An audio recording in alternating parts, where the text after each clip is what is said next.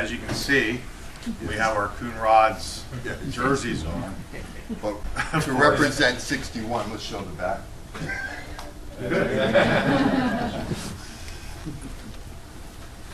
We're an afternoon newspaper, and about 4 or 5 years ago, like a lot of newspapers, we've gotten into video. And Larry's a columnist, and one of his columns per week is on sports, and he played sports. And I have a love for baseball, and that's where this developed. I wrote a column last August, I think, or maybe a little bit before that, about local baseball dynasties. We're from York, Pennsylvania, which is in south central Pennsylvania. Our baseball there, we take pretty seriously. It's not a rinky-dink thing where people are just going out for exercise.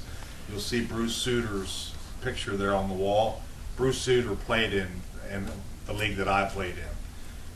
Butch Weiniger grew up in York County and played in the Central League. Greg Gross, Herman Barranca, Gene Garber, the pitcher for the Phillies. There were, if not, certainly a certain number of players that went on to play Major League Ball, but probably just as many, or a lot more actually, that played minor league baseball at one level or another, came home because they couldn't make the major league. Very curious that you use an all-dirt infield. 3 related questions. Has it always been all dirt? Did you ever consider putting in grass? Is it used by any other teams, like other local Little League teams or softball teams? I think that. And what are the dimensions? Are they 60 and 90, or is it? Oh no, it's a standard professional major league distances in every regard. The outfield fences 325 to 335 down both lines. I think it's about 400 feet to dead center. To the first coin stalk. Yeah. What used to be, at least. What used to be corn stalks. Now they have, it's more or less surrounded by residential areas and tennis courts and that sort of thing now. Yeah. So do they play maybe 2 games, 3 games a week? Is that or they just play on weekends? Every Tuesday, Thursday, and Saturday, sometimes Sundays. It usually works out to be 36 to 40 game schedule over the course of a whole summer. And basically those days were determined a long time ago. Even before I played, it was pretty traditional that the schedule was always Tuesday, Thursday, Saturday. Never played on a Friday night for some reason, rarely, that's to accommodate the American Legion schedule, which is mostly plays Monday, Wednesday, and Friday, so that the umpires, we make sure we have enough umpires to accommodate all of that. How long were the games? Were they 9 innings? 7, and it was 9 on weekends. I think it was 9 on weekends because you had time for a full game. Yeah. How does this 70-year-old pitcher do? Well, he's sort of a legend in York County because he's been playing. I think he's played 6 different decades now, and he didn't last but a couple of innings. But an emergency situation.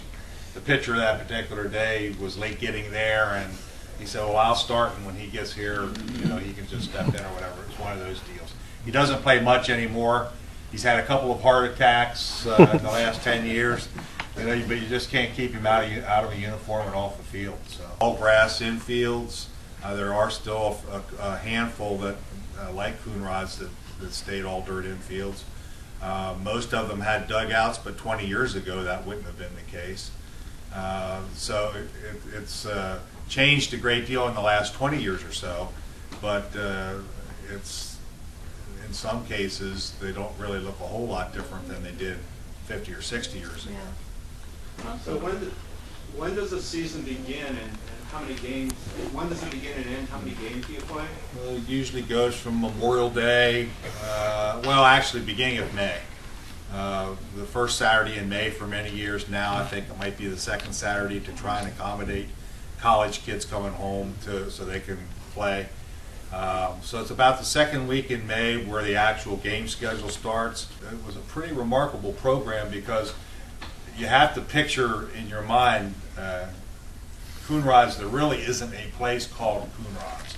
It's actually New Bridgeville is the name of the community, but you could throw a baseball pretty far and not hit one from one house to another, or even be able to see one house to another. It's a village that is spread out over a wide area. It's known for farming, and so as the story said, during their dynasty years, the core of that team all grew up within 5 miles of the ballpark.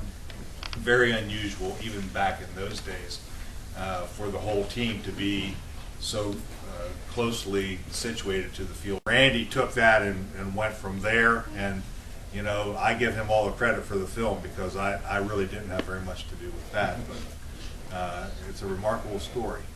When I started picking Larry's brain, it was more about the field, and Larry had been managing in the separate league, so he hadn't been to this league or to the Conrads field for a while. He thought it was still a total cornfield, and I went there thinking maybe this was a cornfield story, and turned out they had since turned it into a recreation park with other fields.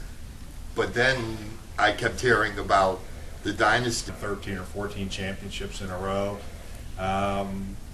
They had, I think, at one time 52 or 53 game win streak over a couple of several seasons, and so it's something that York County, you know, has always taken pretty seriously, obviously, and every little podunk village of 150 or 200 people had its own team at one time or another.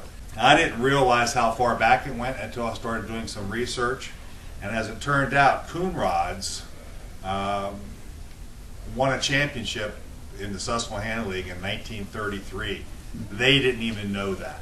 They thought their beginnings were in 1950 or 51, and so they were surprised to find out that they actually had a championship team 30 years earlier than that.